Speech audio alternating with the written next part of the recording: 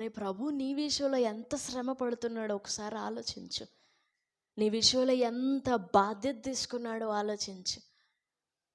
రోమపత్రిక 5వ అధ్యాయం 6వ వచనం, 8వ వచనం, 10వ వచనంలో మనం భక్తిహీనులమై ఉండగా, పాపులమై ఉండగా, శత్రువులమై ఉండగా క్రీస్తు మనలను ప్రేమించి మన కొరకు మరణించినాడు.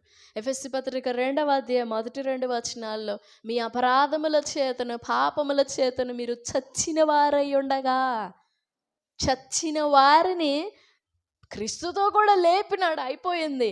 కానీ ఇప్పుడు మనము క్రీస్తుతో కూడా బ్రతకడానికి ఎంత కష్టం అవుతుందో అదంతా నెరవేర్చేంత వరకు ఆయన బాధ్యత వహిస్తాడు. ఎందుకంటే ఫిలిప్పీ పత్రికలో ఒక మాట చదువుతాం. ఫిలిప్పీలకు రాసిన పత్రిక 1వ అధ్యాయం 3-6 వచనాలు. మొదటి దినం నుండి ఇది వరకు సువార్త విషయంలో మీరు నాతో పాలివారై ఉండుట చూచి మీలో ఈ సత్క్రియను ఆరంభించిన వాడు యేసుక్రీస్తు దినము వరకు దానిని కొనసాగించునని రూఢిగా నమ్ముచున్నాను. 1 తిమోతి పత్రిక 1వ అధ్యాయం 12-13 వచనాలు.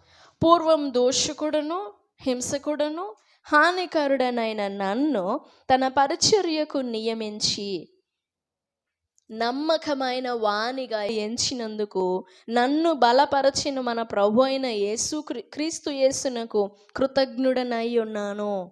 అదే పౌలు గలతీ పత్రిక 1వ అధ్యాయము 15వ వచనం. పౌలు అంటాడు, అయినను తల్లి గర్భము నందు పడినది మొదలుకొని నన్ను ప్రత్యేకపరచి తన కృపచేత నన్ను పిలిచాడు. 2 తిమోతి పత్రిక 1వ అధ్యాయము 12వ వచనం. ఆ హేతువు చేత ఈ శ్రమలను అనుభవించుచున్నాను గాని నేను నమ్మిన వాని ఎరుగుదును గనుక సిగ్గుపడను.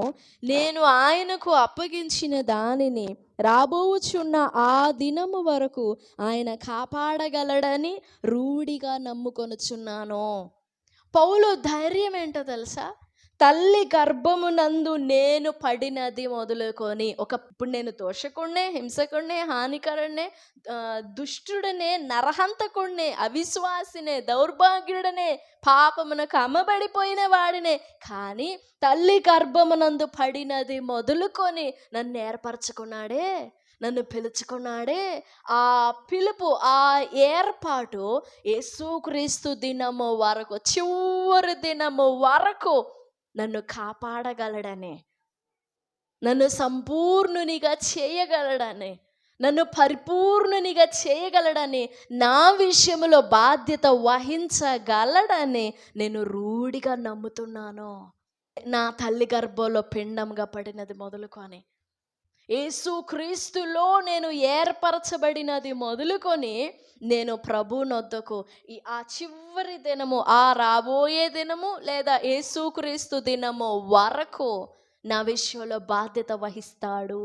ఏ ఉద్దేశంతో నన్ను పిలుచుకున్నాడో ఆ ఉద్దేశాన్ని చివరి వరకు, నేనేమైపోయినా పర్వాలేదు, ఆ చివరి వరకు అది సంపూర్ణం అయ్యేంత వరకు ఆయన నా విషయంలో బాధ్యత వహిస్తాడు.